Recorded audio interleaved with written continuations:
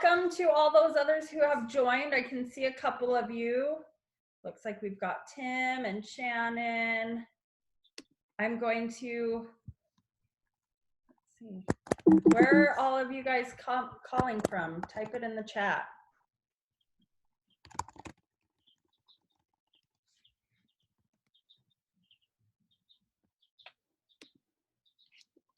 Nice. Shannon's from Spokane. Lauren, Austin. My little sister just moved out to Austin. I love that. Holy cow, Brazil. That's cool. Sorry, everyone, but I think Monique, Brazil, yeah. Kentucky, North Carolina, California. I love it. Mm-hmm. This is so awesome. Thank you. Yeah, Monique definitely has the most exotic location. Mm-hmm. That is for sure. That is for sure. Well, I'm Amy. I am one of the admissions counselors at Sunrise. I'm going to give us just another couple minutes, and then we will get started right at 11 o'clock on the dot is the plan. For those of you who might be wondering, our plan is to stick right to an hour. So we'll be signing off at noon, or if you're on Mountain Time, it's noon. It looks like it might just be me that's at noon. But yeah, thank you again for coming. We're very excited to have you here. Oh, I just added where we're from. Oh. Someone new. Thanks, Sarah. Yeah. Awesome. I'm just looking again at where everyone's from. I have never been to Kentucky. I don't think I have either. But North Carolina is one of my favorite states in the nation. Mm, beautiful. I'm a desert rat through and through. Grew up in Arizona, moved to southern Utah, which is like the desert part of Utah. But if I were to move out of the desert, I would probably move to North Carolina. I love that area. Oh, we've got a Pennsylvania. So exciting. Thank you for joining. Emily from Pennsylvania. I'm excited. It's really cool.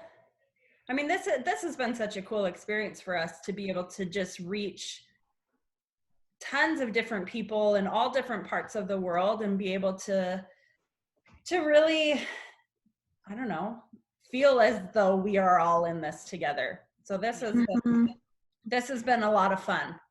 So we appreciate it a lot. Well, let's wait just another minute or so. If anyone has any jokes, you can add it into the chat and I'll tell them. We'll see if I won't butcher a punchline here or there. I love Reagan's little, I don't know what they're officially called, but when your camera goes off, she has a little wash your hands. It's so cute. Oh, that is cute. Emoji, right? Emoji, yes. Yeah. That's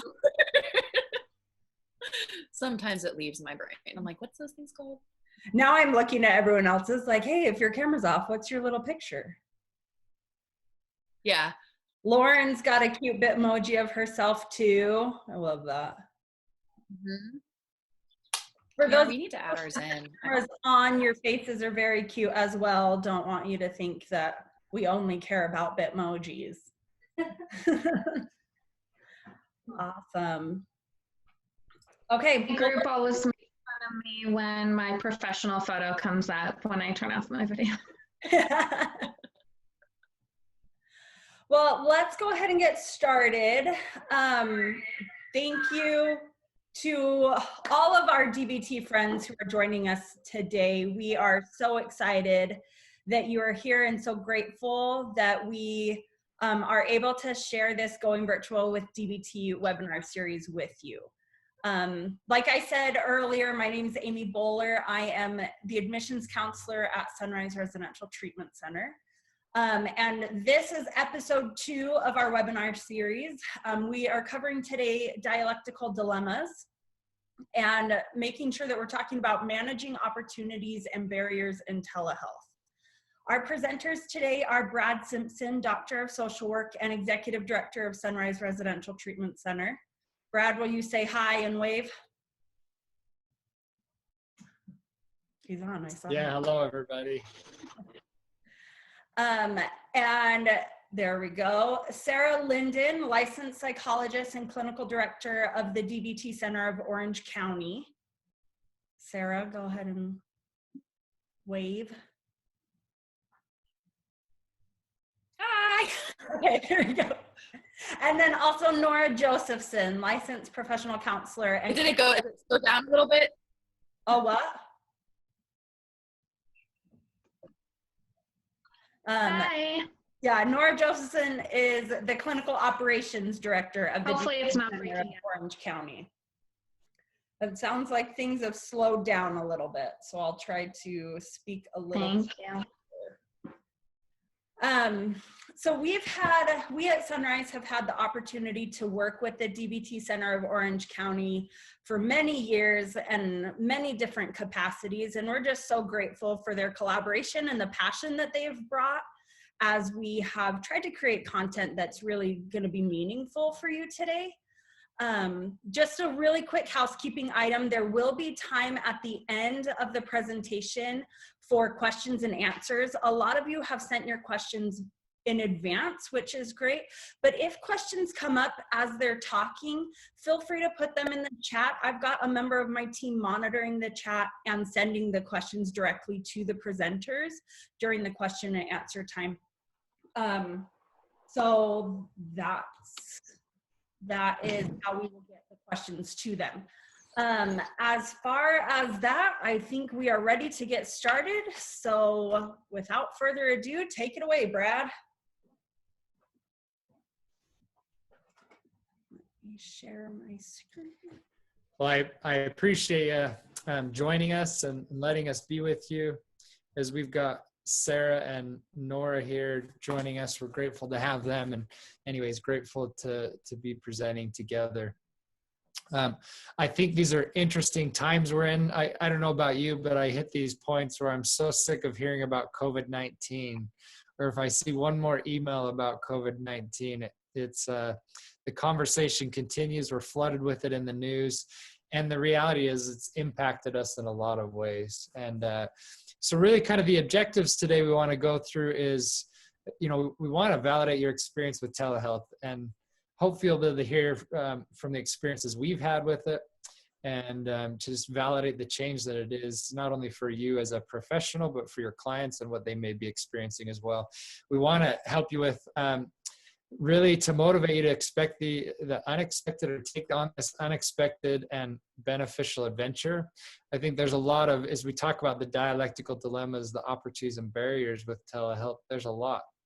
And just brainstorm ways to solve issues that we're, from a DBT perspective, that we're dealing with or facing, and then just answer any questions that you may have to the best of our ability. So those will really be the objectives and goals of what we're going through today. I thought about in my life and the things that I'm doing, I can only say that mindfulness has been one of the most helpful things during this time. There's so much changing around us, and so much that has changed up to this point, that really at Sunrise we did this 21-day challenge of positivity, which included mindfulness and meditation, included journaling, a lot of the things that we teach in DBT. And it gave everybody a different focus to have while dealing with the reality of COVID-19. This picture that I pulled up here on the slide, maybe you've been here, maybe you've never heard of it. I often ask people to guess where this is, and it's an unlikely spot that you would not expect. And I feel like that's, and when we face the dialectical dilemmas of telehealth, we're finding some unlikely things that we may not have seen otherwise. And part of that's through our ability to accept the situation we're in and then take the opportunities that we've been given, and also recognize the barriers that exist. But this picture here is one of the places that I think of when it comes to mindfulness. It's one of my favorite places to be. It's down in the middle of the Grand Canyon. So it's 10 miles down there. The only way to get there is by mule or helicopter. And the place is called Havasupai. You've maybe heard of it. Maybe some of you have been there. It's incredible. If you have been there, you'll appreciate it. If you haven't been there, it's incredible and you need to get there. But you get down there and it's this little oasis, this little Hawaii. And you get down there and basically there's waterfalls. There's 6 or 7 waterfalls. And it's an incredible, incredible place. The thing that's remarkable is Havasupai stands for the people of the blue-green water. And it's this Indian tribe that's existed for 800 years. The thing that's interesting about Havasupai is they are the frequent recipients of flash flooding. And so when you think about flash flooding, it impacts their way of life, it impacts their housing, it actually drastically can change the waterfalls and the landscape and puts a lot of people's lives at danger. And it's a frequent occurrence down there. And yet you still find a people that, despite the flash flooding and the frequency of flash flooding, they love the land and they consider it sacred and their home. And I can't help but draw the analogy that we're experiencing a bit in regards to COVID-19 and the pandemic. And you think about, it's brought so many changes. Things are changing daily. Things are changing, one, in how to live with COVID-19 and the adjustments we have to make. But things are also changing in regards to how do we start to resume life again, and what's the new normal look like. And I find inspiration when this place that I consider a great mindful spot to me is really that idea of how do we accept the new normal and how do we adjust. And part of that's being able to look at the dialectical dilemmas of telehealth and the opportunities and barriers that come about. So the other dialectical dilemmas I just want to remind you of before we get into the telehealth dialectical dilemmas are the therapist dilemmas. And these exist in whatever we're practicing in regards to telehealth or not telehealth or in face or in person. These are the dilemmas we face, right? And it's that idea of being oriented to change versus being oriented to acceptance. And I find myself bouncing back and forth between the two on a regular basis, not only in regards to my practice, but in regards to my life. I'm accepting my new normal, and I'm also getting oriented to the change that's going to continue to occur because of it. And then that idea of unwavering centeredness and compassionate flexibility, and constantly trying to bounce between the two with myself and the people around me. And then I like this one, this third one, just by way of reminder, is that nurturing and benevolent demanding. And so you think about that, that's really what we're facing and dealing with, even in regards to navigating the rules and the laws connected to telehealth that have changed and adjusted and continue to, and the things that have come with COVID-19 and the pandemic. There's a really interesting, for a lot of years, and you worked on this, and I think DBT's lent itself well to this, but for a lot of years, we worked on finding this work-life balance. And that was kind of the view or the framework that people followed, is how do we have a work-life balance? And I think we as clinicians are interesting people because we deal with highly emotional work. And so we want to create and find work-life balance as best we can, even despite the challenge work that we have. And so we've been trying to find that. A lot of times we create real separation in our lives for that reason. When I'm home, I'm home. When I'm at work, I'm at work. And I never want the two to mix. And Marsha Linehan, really brought in this very radical idea of phone coaching. And phone coaching, man, it still scares clinicians today, right?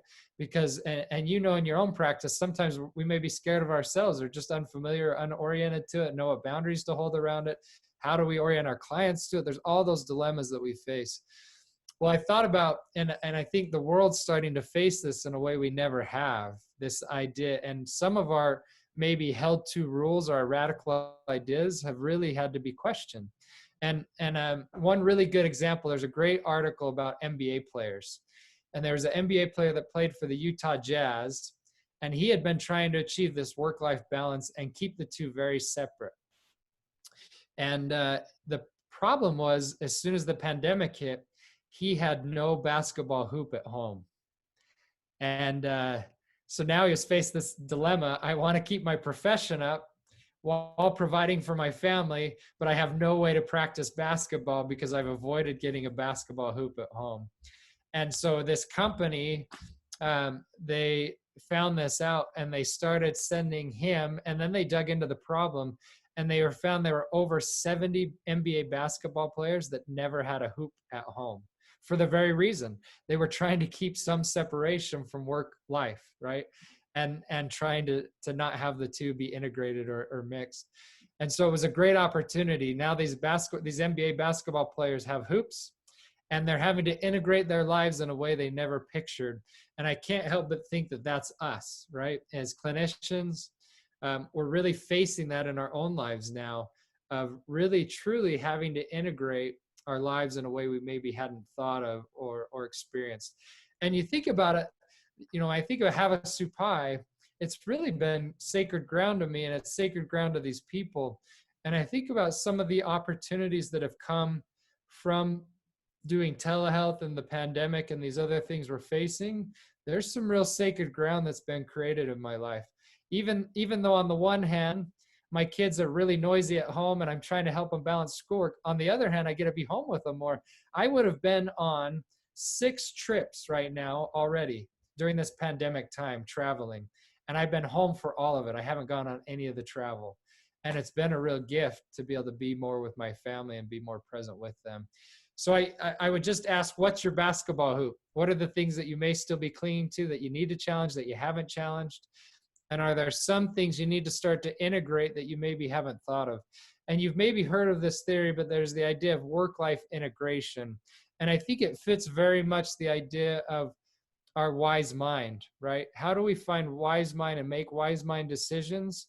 And, Marsha Linehan and DBT helped us do that when it came to reasonable mind versus our emotional mind, and not looking at it either as good or bad or right or wrong, but realizing there's an actual integration of both and being able to make wise-minded decisions. I think we're facing very similar prospect when it comes to work-life integration right now. So I'm just going to show you, that's a quick introduction to the model. You can see the slide. I'm just going to show you really quick this clip. Many of you are familiar with this, and it was very radical. When this newscaster was broadcasting, his kids burst into the room, and you can see the panic that happened. Then you'll see with COVID-19 and the pandemic, how it's now been viewed in news organizations and what occurred to him. And I think we've all had these moments clinically or professionally or personally in our lives. But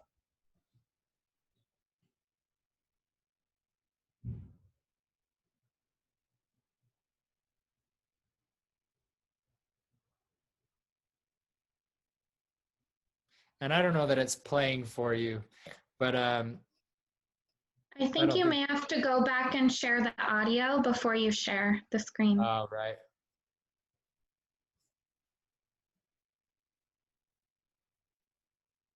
As you're sharing the screen, there should be a little checkbox at the bottom.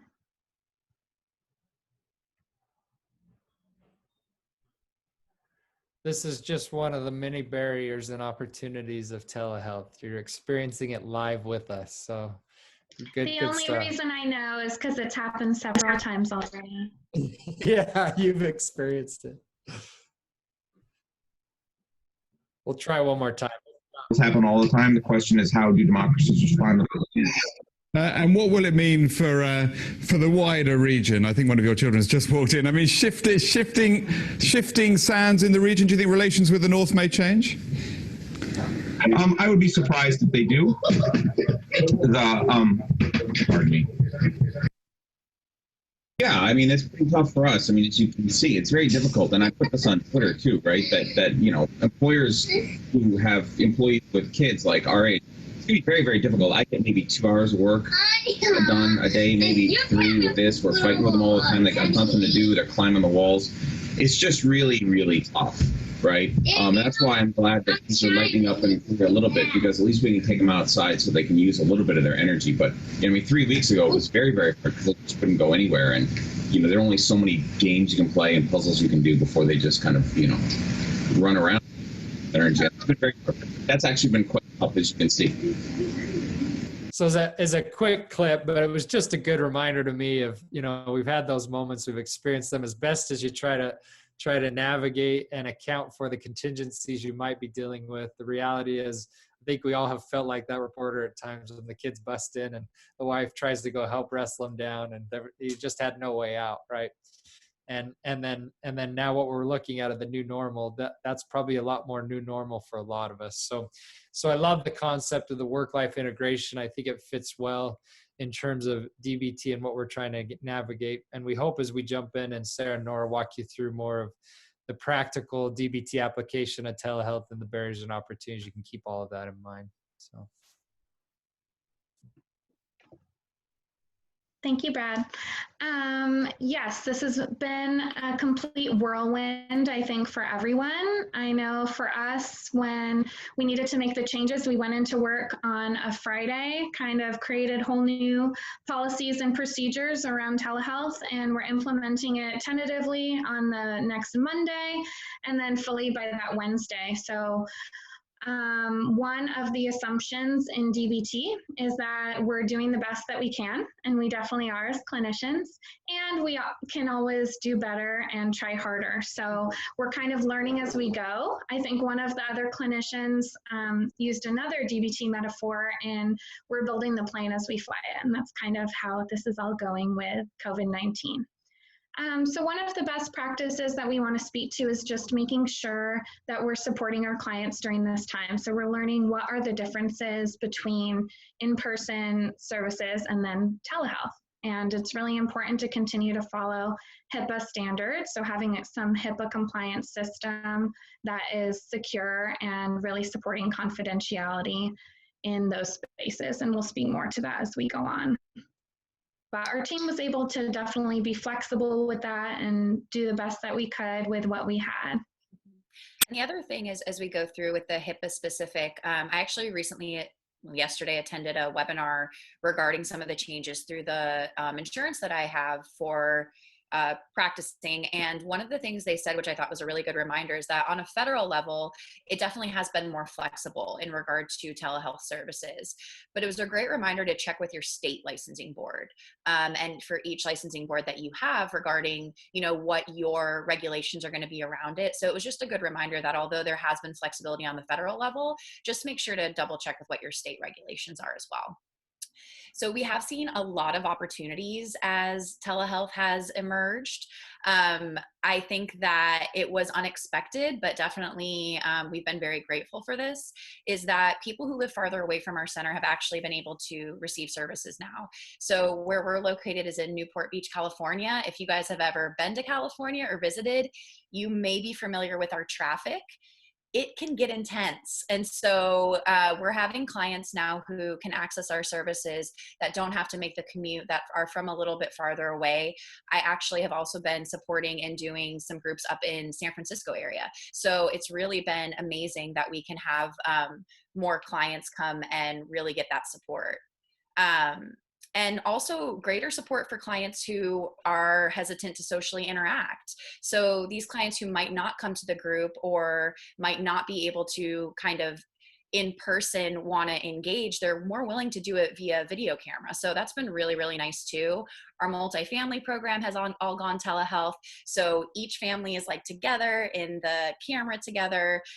They're sitting next to each other, whereas in person, sometimes they spread out a little bit. And this way they really are kind of a team.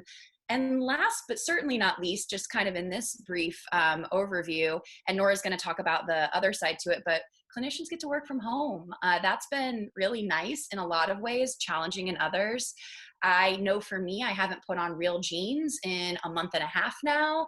I would be lying to all of you if I said I wasn't wearing joggers under this. So it's a rotation of yoga pants, joggers, and leggings. But I do change in the morning. So one of the things that we do try and be mindful of is, go from pajamas to other pajamas if that's what you're going to do, but really just try and stay mindful of that structure, the keeping a routine, going to bed at the same time you are. But I know for me, I've really taken advantage of some of the opportunities for online classes for different workouts, different meditations that I might not have tried before because of the time, or my nervousness to kind of join new things sometimes. So it's been really great to kind of improve our self-care and reduce burnout in those regards. And, spend more time with our family and our friends, depending on what situation you live with, roommates that you might not have gotten before. I know I've seen a lot more areas of my neighborhood. I've lived in this area I live in for 6 years, and I have traveled more of it on foot, being socially distant, in the last month more than I have in 5 years. So I'm like, well, this place is great, but it's given opportunities for my dog to walk a lot more, and for me to kind of just get out and see things. So that's definitely been a plus. So there are lots of opportunities, and it's a dialectic. It has been very challenging also from working from home. Even in our meeting preparing for yesterday, we were doing homework and, kids are running around and trying to talk on mute and everything going on. So that's a constant. And it can lead to burnout. I know for me, the emails are never ending, especially as kind of one of the managers on our team, constantly getting back to people. We can't just walk down the hall and talk to our fellow clinicians to problem solve. So it's really important to create boundaries, to log off on time. We've kind of problem solved this in our clinical consultation meetings where we are trying to support each other. We're trying to check in with one another and see what we can do to really reduce that burnout, because our clients are really struggling right now. We feel like it's really important to support them, and we can be struggling too, right? We might have more arguments and fights with our loved ones, just like our clients do, or have the 1,000 emails coming through and really need to say, okay, if it's an emergency, you can text me. Otherwise, this can wait until 9 a.m. the following day. Then it's really important too to take breaks, to really change your location. It can be so easy to stay at your computer and let's say have, 5 sessions and a few meetings, and then the day is gone and you haven't got up from your chair pretty much. So get outside, get around nature, obviously safe social distancing, and log off and take those breaks. Some of the other barriers that we've run into, definitely clients not turning on their videos. There might be body image stuff going on or social anxiety, and we've really tried to encourage them to have that two-way audio and video, saying that that's the only, if we are submitting their billing to insurance, that there needs to be two-way audio and video. So seeing how we can work with that willfulness, really bringing it to their primary therapist to see how can we get them online, how can we get them to feel more comfortable and really work through those issues. Internet connectivity issues, we definitely radically accept this. I'm sure we've already had some this morning. We face that as clinicians. I know I'm not particularly tech savvy, and I promote that to my group. I say, it may just log off all of a sudden, and if it does, please click on the hyperlink again and come back in. And same with group members or those in therapy sessions. They can definitely use technology as an excuse. We definitely try to believe our clients when they say that they're having connectivity issues, as it is a normal thing. But if it is, let's say, a pattern of 5 times I'm late to group because of internet, we might say, okay, call your internet provider and let's try to problem solve this. Let's see what we can do. Yeah, and I think that I've noticed we get frozen at the most inopportune times. I was working with a client. She was having a hard time turning in her homework for college because that whole platform's different. And I asked her, where do you think you get stuck? And she heard suck. She goes, what, I suck? And I was like, no, stuck. But every time I went to say it, it froze. And she's like, what? I suck? And I was like, no, stop. So it was like, but I literally kept freezing in those moments. And I'm like, oh, this is why this is a struggle, So yeah, I think that we get dropped or, it's on our end too. And so it's been a challenge. Luckily I have good rapport with her, so all went well, but it definitely can create a challenge. Some other barriers that we've noticed as we've been moving to the telehealth platform is that our higher risk clients are are in an environment, right, where they're able to access some of their target behaviors a little bit more easily if they weren't in our office. So when we're doing group or we're doing individual therapy, we're in that setting. And I know a lot of my clients have said that my office is a safe space, right, or the group room is a safe space. Now they're doing everything from home, which might not necessarily be the safest of spaces for them. So we have run into issues where clients are engaging in target behaviors following a group and maybe not reaching out for that phone coaching support. Whereas they might have the time to commute from home, and we do, the tip skill, blow the air conditioner on your face until you get there, and they're able to do some mindful breathing on the way home. They're not having this separation any longer. So we've had to be really mindful of doing assessments in regard to engaging in those target behaviors, really encouraging them to reach out for phone coaching if needed. We're going to talk in a little bit more, but some of the struggles we've personally encountered. We actually had one client who was self-harming while on camera. Not that we could see, but we later found this out. And so it just kind of points out the fact that we are in a different setting right now, and that can be a struggle for both us as clinicians and our clients. So we just are being very mindful that not only are you appropriate for an outpatient level, which is the services that we provide at DBT Center of Orange County, but also that you're appropriate for telehealth, because it really is a whole new ballgame with this. And there's a lot of things that we have to be mindful of. So really providing those resources and those referrals when it's needed. Also, building connection and rapport has seemed to be a little bit more challenging, particularly in our group formats. Typically, you'd have before a group to kind of hang out. On the breaks, the clients can chat with each other, grab some snacks. After group, they might walk to their cars together. In this format, I know that Nora, for her groups, has left the camera or the video room open, but everybody just signs off. But it's around dinner time, they already are checking out as hungry, and they just, have other priorities. Yeah. So that connection that you miss when you're in person is happening now. And, we're just having to get more creative around ways to build rapport and build that connection. And I would say that it's gone pretty smooth, but definitely something that we've had to kind of problem solve on. And then confidentiality is also a real barrier at times. Again, most of us are doing our sessions from home. Our clients are doing their sessions from home. They live with family members, roommates, significant others. And the reality is we really do encourage them, find a quiet space, less distractions. And sometimes people walk in. I think, Nora mentioned, she was in the middle of stuff and then her daughter walks right behind her, so it's these things that we can't help. I have a husky. He never barks ever. But I tell you what, every time I sign in, he starts howling. And I'm like, what are you doing? It's like, and so it's these things that we can't always protect. But the reality is that we have to look at this stuff and go, there are other people in the homes that wouldn't be in our office. So how do we make it safe for you? And one suggestion we have is, use headphones, because that way, at least if someone were to walk in, unfortunately, they couldn't hear anyone else, right? And so kind of doing those safeguards, but we have noticed that can be a little bit more challenging. And we've definitely continued to remind clients, especially in group settings, each time, just try to keep this a private space. Some of them have even gone into their cars if that's the only safe kind of private space that they have, if there's a lot of people in the home.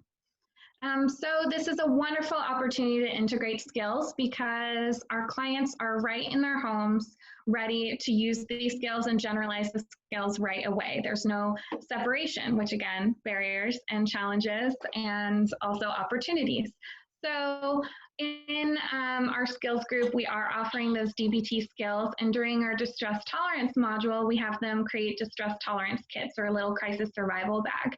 And generally we'll give them ideas and we'll say, go home, create this, but now they're already in their home. So now we can say, what can you find in your home? Go get it right now. Do you have your favorite, lavender candle, or a plush blanket where you could use self-soothe? And where are you going to put this? Go put it in that drawer now. Go find a shoebox, do that in this moment. And then they can actually use these skills while they're doing group or doing individual session from their room or their whatever space that they're doing it in. They don't have the fidget tools that we have for them in the group room, or those ice packs to go to the kitchen and get. They need to actually do this themselves. So they are learning those skills in the moment. Instead of the fidget tool, maybe they grab the stuffed animal on their bed and they're able to kind of hold that and fidget with that if they're a little hyperactive during group. and practicing skills with family members. So little did they know, maybe even during group, they start to need those dear man skills or other interpersonal effectiveness skills, or directly following group or session or before session. And they can really generalize those skills in the moment as we're teaching them. So we have some case examples. As you probably are aware by looking at the names, these are not the names of our actual clients. So we have tried to, maintain confidentiality and be descriptive but also being respectful of those we work with. So we're kind of going to go through them. I'm going to be more brief, but try and describe the situation that happened and then how we were able to problem solve on it. And Nora's going to kind of jump into, but so for our first one, we have Sleepy Susan. I think Sleepy Susan, even when Nora and I were talking about it, I'm referring to a specific client I'm working with, but I think this describes several clients we're working with. So Sleepy Susan, she's 14. I just started working with her. We had an intake and then moved to telehealth. So we're really trying to build that rapport via telehealth, which I have noticed has been a little bit more challenging. Every time she shows up in these Snuggies, and so full hoodie, wrapped up, in her bed, on her pillow, laying down, and has the camera just in front of her. And each time I'm like, can you sit up for me? And she's like, I'm just so tired. And I'm like, I know, like, I hear you. Is there any way? And so she'll sit up a little bit and then she just kind of like folds back into her, her Snuggie. And so I think that's one thing we've noticed. If she was in my office, it doesn't, she could lay down, but it's not as comfy as your bed. Right. And so really trying to keep her engaged. I've joked that I've been showing different videos to demonstrate skills. And I was joking, I think with Nora, I was like, I'm always afraid I'm going to come back and she's just going to be asleep, because I can't see her in that little video. And so really that is actually something we've had to problem solve too. I also lead mindful yoga and meditation, and we actually have had clients fall asleep. So now we have them set alarms for when that would be over, just in case. Yeah. So it's one of those things where we've had to get used to it. And every few seconds I'm like, all right, let's get up and just kind of like do the wiggle, like move around and, and just validating it. Like, I'm tired too. It's definitely different being at home when we're in our comfy clothes. And so just finding ways to get her moving. I've also incorporated a lot more music into our sessions as ways she can describe her feelings. So that keeps her more engaged. And then it's like music and she starts dancing. So I think that the sleepy is going to be common, especially when some of our clients are doing sessions from their bedrooms. That might be the only place they have as a private area. So just finding different ways to engage them, get them moving, I think is really important. And then Nora, do you want to speak to struggling Samantha? So this has been a really challenging client for us, or client example. This is the one that we were talking about that is actively self-harming, and we knew that she struggled with self-harm and suicidal ideation as she came in. However, in DBT, we asked them to make a commitment and take that off the table. That has been a struggle for her, especially on the telehealth platform. So while in groups or engaging in primary therapy, she has been actively self-harming. So we've definitely brought her to our clinical consultation each week to really see, is telehealth appropriate? Is she able to are we able to keep contingencies with her where she is able to take those off the table? Does she need a higher level of care? And it's a constant question. I think that's actually one of the questions that came through the chat. When are they appropriate for telehealth? Is there a certain standard?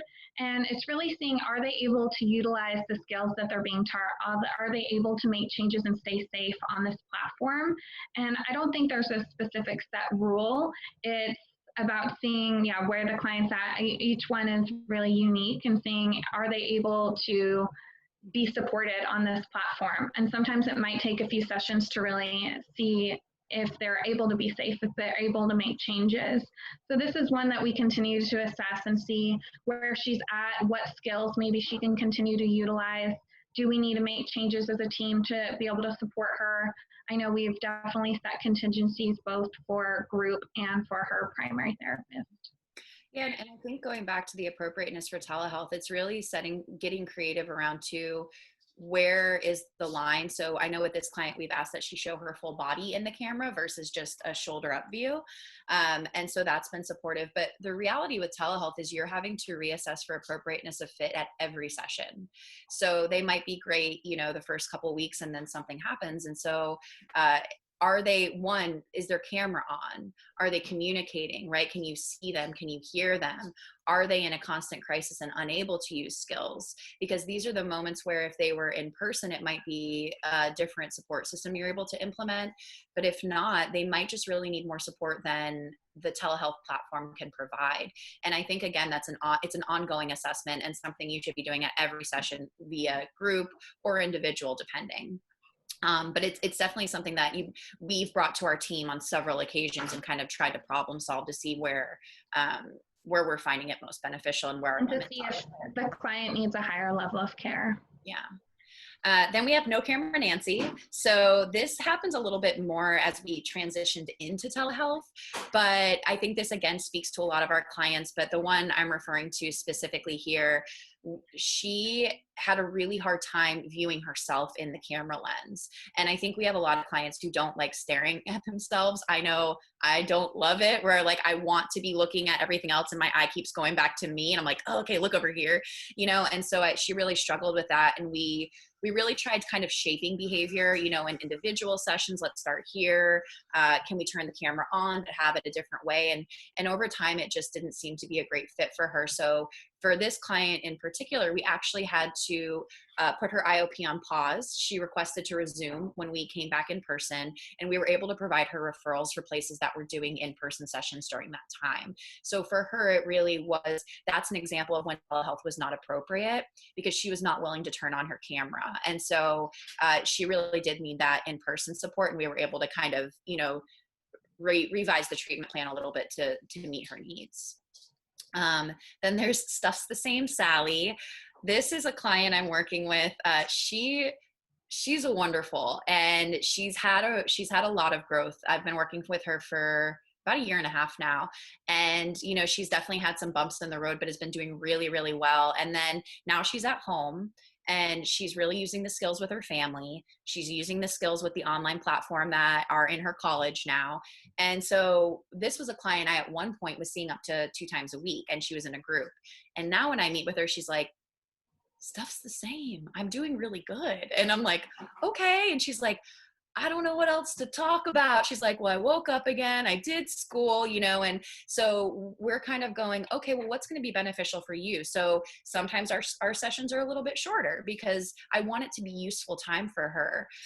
But yeah, it's kind of like, I don't know. And I feel like we all have that feeling sometimes of like Groundhog's Day, like, well, I woke up, I got ready, I signed on, I ate dinner, and then also finding ways for her to diversify her day. So that's been an interesting challenge, but I think, really encouraging people to find different ways to stay engaged and also meeting them where they're at. She's doing okay right now. That doesn't mean it might not change when we go back in person, but we can reevaluate that when the time comes. Right. So some clients are really struggling and finding challenges during this time, and others are actually, their lives have improved, especially those who have had social anxiety or kind of a lot of judgment or comparison when they are outside of their comfort zone. They're no longer having that right now. They have safeguards of the stay-at-home orders. Mm-hmm. And we have Don't Know Dan. I think we've all had a Don't Know Dan or have one. So this is a 16-year-old male that one of our colleagues is working with, and he too was a newer client and then switched to the online platform or the telehealth platform.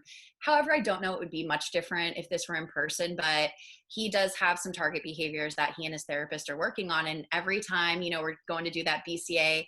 So, what happened that day? I don't know. Well, what kind of led to this behavior? I don't know. Well, what could you do when this comes up? I don't know, and so it's that constant, I don't know. I think we've all had that. Years ago, I had a client and she was very similar. And I said, all right, we're going to take 3 words and we're removing them from our therapy office. And they are, I don't know. And she goes, okay. And I asked her a question and she goes, I do not currently possess the knowledge to answer that question. And I was like, and so they get creative with it. And sometimes they really don't know. So I think it is going back to that, being really patient, asking questions, getting them engaged, and really just kind of meeting them where they're at. Okay, so we don't know what happened that day. Can you tell me what happened 2 minutes before you came into session? And kind of really working with them there. And building rapport in different ways too, I think can be really helpful to get that buy-in too. Because I know, especially with our adolescents, some of them can tend to be a little bit more resistant to diving on into therapy. So that's Don't Know Dan. Force a Crowd Fam. So we're doing the multifamily group, and it's been really cool actually, because we have 3 or 4 families that are doing it via telehealth, and we didn't really know how this was going to go, to be very honest with you. And there's one family, it's the dad and 3 siblings, and so this has been really interesting to navigate, because obviously in this you can see my face, if I'm talking, you can kind of point out it's me, but the dad's on the floor, there's 2 kids on a couch, another kid on a chair, and it's really interesting how they've tried to make the situation work, because there's 4 of them, and these screens are not that big when you're in a multifamily group and you have other families in there and the facilitators. So it's been really interesting. We've worked with them in terms of, okay, if you guys have a question, raise your hand so we don't miss you, right? Because we don't want to overlook a question they have. And really trying to pay attention to the verbal and nonverbals that are coming as the group leaders. But really, we've had the conversation, do we put them each on their own screen? That is an option. But we found that when they're all together, we get to see where they sit. We get to see how they support each other. So it's been really interesting, but the literal sitting is something to consider when you're working with families or couples, right? But we found this to be really beneficial so far for them, and they're really kind of embracing it, but definitely the dynamic within the camera has been a little bit more. And on different screens, you run into the different issues with interference and needing to be in different rooms if they are on different screens, so it does get complicated. Mm-hmm. And then already tried that, Amy.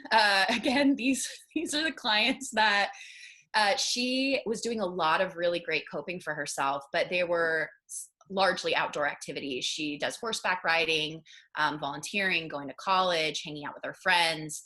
And so now, in the setting we're in, she's struggling a little bit more. And when we talk about skills, what about this? I already tried that. What, have you thought about, maybe reaching out via Zoom to some friends? I already tried that. And so in that moment, that radical acceptance skill is really important. Turning the mind, like, yeah, a lot of the things that were really helpful for you, we can't access right now. So how can we be skillful and engage in ways that maybe we didn't think about before? Using opposite action. So just because you can't go horseback riding doesn't mean we got to sit in bed all day, right? Let's put our feet on the ground and, let's just even take a shower for that day. And so it's been interesting trying to find alternative skills when you're kind of stuck within the home. And it kind of goes into my bed is my coping Mary. I have a client who, she's really great and she's been doing pretty good, but now that she's at home, she has a history of depression and suicidal ideation. And when I ask her, okay, let's get structure in your day, really trying to emphasize those please skills, she's like, I'd actually just rather stay in my bed and try and sleep till 2 so that I can get rid of half the day. I'm like, okay, so here's why that's a concern for me. And she's like, but you don't understand, Sarah, my bed is so comfortable. And my thought is like, girl, I hear you, and if you want to have some downtime in your bed, no worries. However, if we're trying to waste the day away by staying in our bed, that's where I'm getting a little more curious around your motive for it. And I think Nora can speak a little bit too, but really differentiating that, is this avoidance? Or is this a healthy distract, right? And so being very, very curious around some of these things, but, working on, I know your bed is a great place and naps are great, and let's get you out of that bed, Yes, and it's definitely a teaching moment, I think, for the DBT skill of distract. So when you are in emotion mind, it's definitely okay to distract as the emotion comes down. Mm-hmm. But if you're like, yeah, I'd prefer not to think about this ever, that's when it kind of transfers into avoidance. So recognizing that urge to avoid and understanding that now you're at a place where you are regulated enough to take that next effective step and maybe practice opposite action like Sarah said. So this has been a wonderful time to connect with our team. We miss each other, I know, for our clinical team, and we've been doing our best to connect via telehealth meetings and check in with each other even emotionally. So this can be a really hard time for clinicians too. I know for myself, I've definitely been emotional at times and overloaded and overwhelmed. So really trying to promote self-care for each other and really check in with our wellness. I know it can be really easy to avoid too. We do that too as human beings. So even though there are lots of opportunities to, not have a commute, to maybe have more time for self-care. I know a lot of our team members are working out a lot more, including Sarah, Karen, others on our team. And we're facing some of the same struggles that our clients are. So really trying to support one another and really check in with our emotional experiencing and see how we can problem solve, how we can improve our self-care and change up our self-care routines in order to reduce that burnout and be able to be present so that we can support clients. One of the other things that we have, I think, Sarah, to speak to is that one of our team members actually has been affected by COVID-19 in that some family members are in New York and they have passed away, and she hasn't been able to be there for them, and feeling helpless and not being able to travel, not being able to support her, sometimes herself and her family. So really trying to support each other as a team and make space for really processing some of that, seeing if we need that outside support during this time too.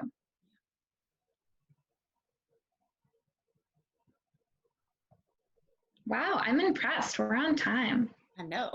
It did awesome. So these are the questions that were sent ahead of time. So Sarah, Nora, and Brad are going to tackle these questions, and then as you've asked questions through the chat, we've sent them your way as well, and so go for it.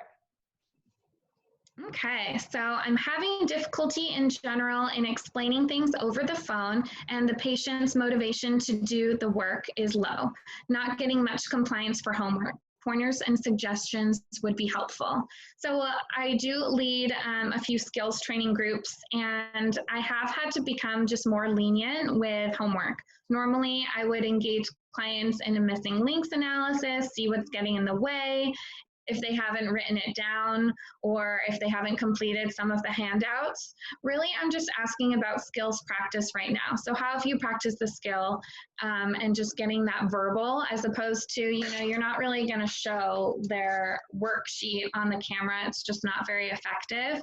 So just gaining that information from them, how have they practiced the skill? And then if you haven't used the skill, how do you think you can use it this week? Or what do you think got in the way? And really problem solve, but really just taking a step back and being more flexible around the homework is what's been helpful. And then the next question, so any tips of managing high-risk clients via telehealth, especially clients who came into services since we started telehealth? Again, I think this is a really great question, and one our team is navigating on a daily basis. I think that setting really clear rules and kind of regulations and contingencies around this is really helpful. Also, really providing that validation, right? Like, some of our clients are in a home setting that isn't necessarily the most supportive for them. And while they may be higher risk, but also getting services through us, not being able to have those additional coping skills or go-to skills that they might have used can be harmful. So we're really kind of just checking in as a team very frequently. We're discussing them in consult whenever clients come up that we are more concerned about. Again, setting kind of those contingencies around, well, maybe I need to see, your full body in view if this is what the situation is calling for. Really discussing the importance of still using phone coaching and implementing the 24-hour rule. And then again, that constant assessment. Every session you're assessing, is this person appropriate for telehealth? Because if they're not appropriate for telehealth, we're doing them a disservice by continuing to provide this platform for them. And so that might be, I'm really recommending you get a higher level of care at this time, or, let's see if there's services that are out there that are providing more of an in-person one-on-one, which we've been lucky to find in a lot of cases. So I think it's just like knowing where they're at. Are they able to commit to safety? A lot of the things we would do with our in-person clients, but just knowing that this adds an extra risk factor at times. I don't know if there's anything you'd want to add to this, Nora or Brad, but. No, sounds good. It is constant assessment. There is no black and white rule, and kind of that's DBT too, right? That there's no always clear answer, just kind of finding that dialectic. And then somebody just actually asked, what do we mean a higher level of care as opposed to telehealth? I think that's a great question. So again, DBT Center of Orange County, we're an outpatient level. So we do not have, we're not a residential facility. So in that case, we might refer them to somebody who actually has a residential facility where they're actually in the same space with that person and providing that one-on-one service. Or they have potentially an IOP level that they are meeting in person. That has been a little bit more rare because of COVID going on. But a higher level of care would just mean that they are not receiving telehealth through an outpatient level, but that they actually might go to a facility where they're getting that services in person.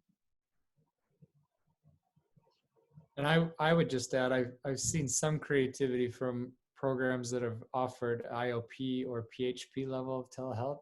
Mm-hmm. I'd be curious to see the criteria they're following. I think we've all had to get very creative in our ability to look at ourselves and say we're providing the care that's needed, and or at what point do we decide to move them forward. And so I think your daily assessment's really important and critical with the team.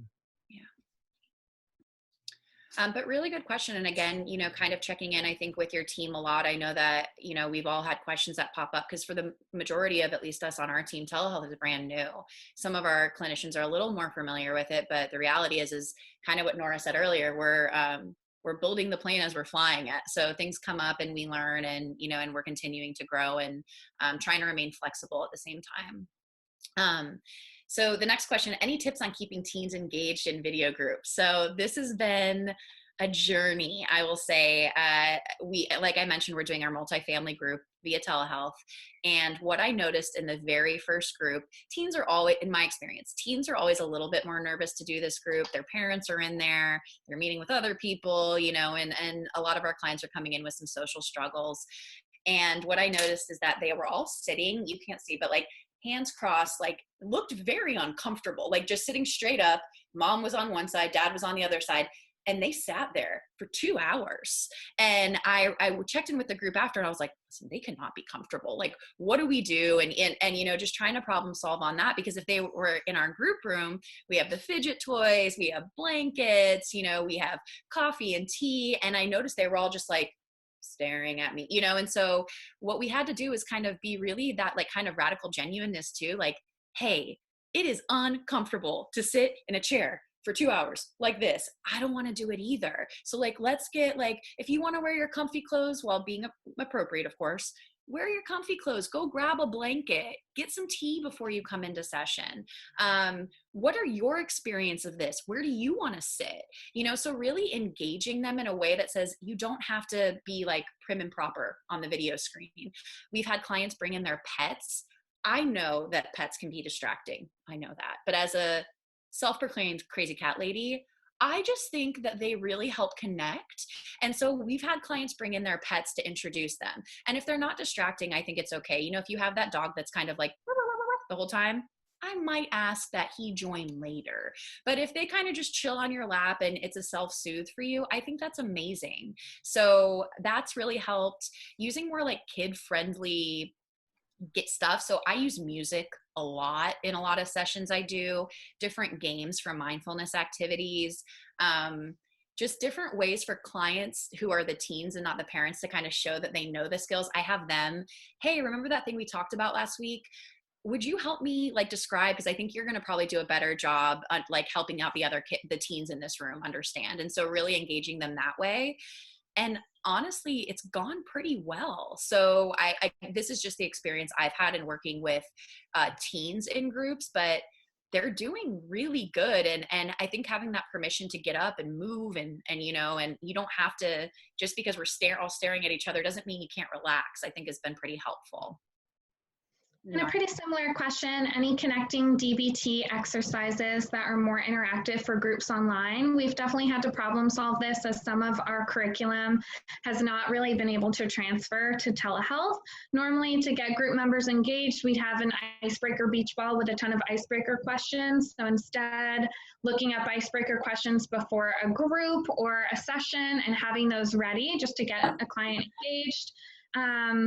in regards to different exercises, we would usually have a feelings ball with a ton of feelings on it, and we would throw that around. There's a feelings wheel that I actually have a hyperlink to that kind of goes around. I don't know, like it's the Price is Right wheel, and it goes da, da, da, da, da, and it ends on a emotion, and you have to describe how that you feel that emotion in your body, or maybe when you felt it last, to describe that emotional experience. And there's been so many mindfulness ideas on the DBT listserv. So I do have 2 worksheets. Amy, do you want me to put those in the chat, or will we be sending those out? So if you would like to put them in the chat, you can, but I will also be sending them out with the slides and the video by the end of this week. Okay, wonderful. So we have lots of different mindfulness ideas to do via telehealth and then activities. One is a link to be able to do Pictionary online, and that's been really fun and given lots of laughs to our group. And then normally we would ring a Tibetan sound healing bowl to start and end group. And it sounds very like metallic and things like that if we try to do it in person over video. So we actually found a YouTube link for that. So that's something I've also added to that list of things that we will send out. Amy will send out later this week. I would just add real quick, there's an app called Mindfulness Tibetan Singing Bowls, and it's a pretty good app that I've used to kind of mimic that and use online. So I think that's another good option. The other thing I've seen done well with teens, and you'll get more of these ideas, but is all for part of our mindfulness, or just kind of getting to nick for an item from their house that's meaningful to them. And that can be a great opportunity just to learn more about one another. And also there's a lot more meaning in something that's available quickly to them in their house and gets them moving and oriented to it. So. Absolutely. So the next one, have you experienced any teens sharing the Zoom ID with friends who then sign on using an ex-client's name and pretend to be them? We haven't run into this yet, but we do have a backup plan if this happens. We have also in our IOP program, sometimes they're utilizing out-of-network insurance, and then maybe that runs out and we're trying to find a next step for the client, depending on their financial capability, or they're not appropriate for IOP and we've referred them out. You can change the hyperlink, and then you can also create a passcode, a password that you can then send out to current clients, and that can be changed as you go over time. So the Zoom bombing that maybe we've read about in articles doesn't happen. Brad, a question came through. Can you repeat the name of the app? Yeah, the app is called Mindfulness Tibetan Singing Bowls. And you can find it if you just look in the App Store. I think Google, it's available also for Apple as well. And then I would just add to this one, I have had not a client, but a professional jump in on a meeting she was not invited to. And so the good thing is it wasn't anything confidential we were going through. We were able to manage it that way, but you can imagine how that may only continue to be a problem for people. So. Yeah, the meeting IDs and passwords have been really great, and you can create new links every time, generate new links. And when you're working within those, the EMRs and the HIPAA compliant platforms, they allow kind of a lot of safeguards in that capacity as well. And then the last question on here, and I know we have some more that were sent to us during the presentation, but how can we do effective BCAs over the virtual platform? Would love a fun video that orients teens to change and support in doing those virtually. I think Brad has some information to share here too, but one thing that I forgot to mention, but in regard to like the videos and interactive things for groups. So Rutgers University DBT has done some amazing videos with the distress tolerance skills. And so I know I've used those pretty frequently. In regard to a BCA though, I think Brad might have a really good example. I haven't found a video yet, but I'm excited to see the one he's gonna mention in regard to a fun video to help them out. But what I have been able to do is in the Zoom platform, you can share a whiteboard. And so I'll just, write on the mouse pad, or you also have the option to like add a text box. And so I'll type in, and it kind of is a fun thing too, because the clients get to see how not artistic and savvy I am on a mouse pad. And so it kind of like, it's like, okay, here I'm drawing the circle and doing that. But sharing the screen, one of our colleagues uses her iPad and has those fancy pen things that draw on an iPad. So she does that. Or just having them one-on-one, like, okay, I'm writing down on my side, you're writing down on your side. And just being, again, like what Nora said with the homework, a little more flexible with it. Again, they're not in person, and where I'd have my big whiteboard, I could draw and move things around. We don't have that. And so I've really liked the Zoom whiteboard, though. It's been pretty beneficial in my experience. Yeah, I would just add the video that I really like to use. There's a children's book as well, but the children's book is The Little Bug That Went Ka-Choo. And anyways, it's a great children's book to read. You can also find it being read on YouTube.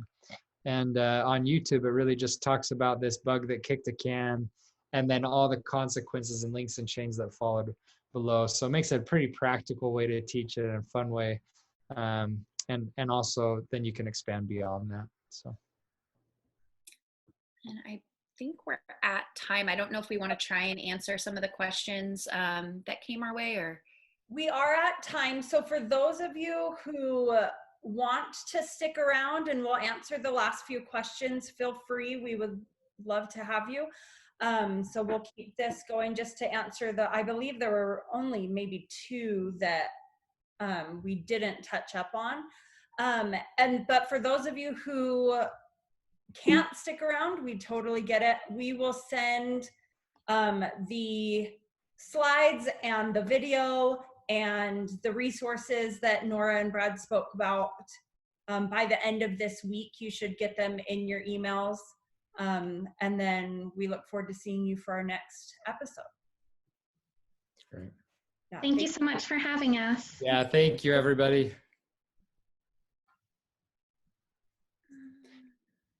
So it looks like there's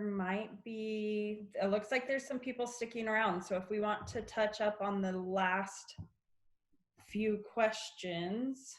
Sure, I think we already addressed part of the assessing for appropriate level of care. So what types of things would you assess to determine if client is specifically appropriate for telehealth therapy? Are they able to have a private safe space? Are they able to have two-way audio and video connection? Are they able to utilize skills or make changes on the telehealth format? Are they able to stay safe and reduce self-harm, suicidal ideation, things like that? Sarah? Yeah, I think just the same things we would do, in the setting if we were in person. Are they able to commit to safety? Are they willing to take suicide off the table while working with us in our program? Are they willing to work on their target behavior? So I think a lot of it is willingness.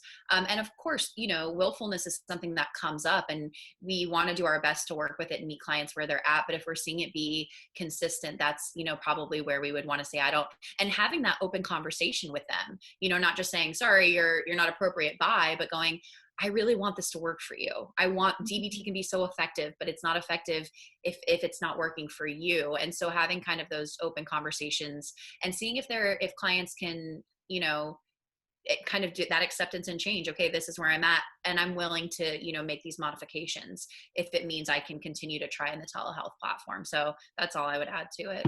That's great. And it looks like we did touch up on the other questions, because the second question was very similar to that one. Mm-hmm. You have to develop a set of criteria. And then we did talk about managing an online skills group specifically with teens. Mm-hmm. Yeah, so those resources again will be coming through in that email to just get some more ideas.